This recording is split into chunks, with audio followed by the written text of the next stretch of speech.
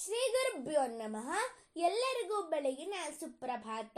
ಅಶೋಕವನದಲ್ಲಿ ಸೀತೆಯು ಹೀಗಿದ್ದಳು.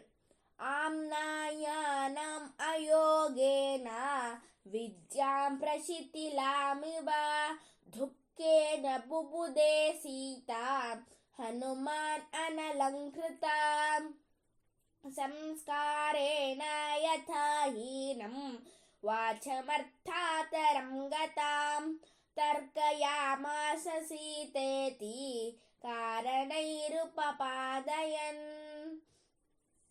ಸೀತೆಯನ್ನು ಕಂಡಾಗ ಆಂಜನೇಯನು ತನ್ನೊಳಗೆ ಹೇಳಿಕೊಂಡ ಮಾತು: ಶಾಸ್ತ್ರಗಳ ಅನಭ್ಯಾಸದಿಂದ ವಿದ್ಯೆಯು ಶಿಥಿಲವಾಗುವಂತೆಯೂ ಸಂಸ್ಕಾರವಿಲ್ಲದ ಮಾತು ಅರ್ಥಾಂತರವನ್ನು ಹೊಂದುವಂತೆಯೂ ಇರುವ ಅವಳನ್ನು ಕಂಡು ಇವಳೇ ಸೀತಾದೇವಿಯಾಗಿರಬೇಕು ಎಂದು ಆಂಜನೇಯನು ಊಹಿಸಿಕೊಂಡನು.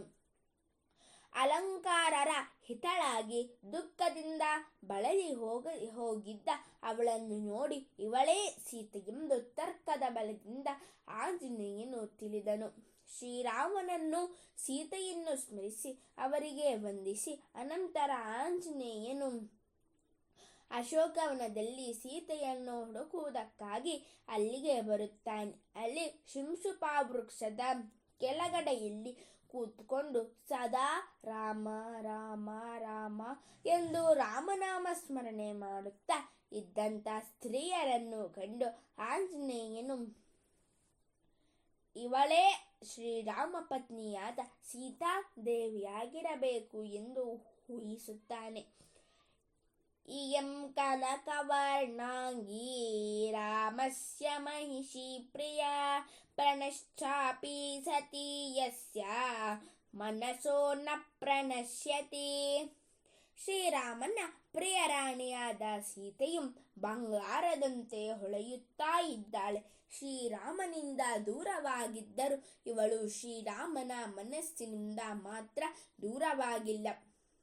ಇವಳೇ ಶ್ರೀರಾಮನ ಪತ್ನಿ ಸೀತೆಯಾಗಿರಬೇಕು ಎಂದು ಮಾರುತಿಯು ಊಹೆ ಮಾಡುತ್ತಾನೆ. ಅಂತೂ ಸೀತಾ ದರ್ಶನವಾಯಿತಲ್ಲ, ಸಾಕು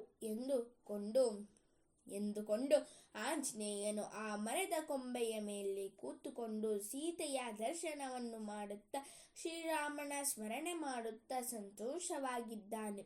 ಸೀತೆಯ ದೈಹಿಕವಾಗಿ ಅತ್ಯಂತ ಕೃಶಳಾಗಿರುವುದನ್ನು ಕಂಡು ಹನುಮಂತನಿಗೆ ದುಃಖವೂ ಆಗುತ್ತದೆ. ಸರ್ವೇ ಜನಾಃ ಸುಖಿನೋ ಭವಂತು, ಸಕಲ ಸನ್ಮಂಗಲಾನಿ ಭವಂತು, ಲೋಕಾಃ ಸಮಸ್ತಾಃ ಸುಖಿನೋ ಭವಂತು. ಧನ್ಯವಾದಾಃ.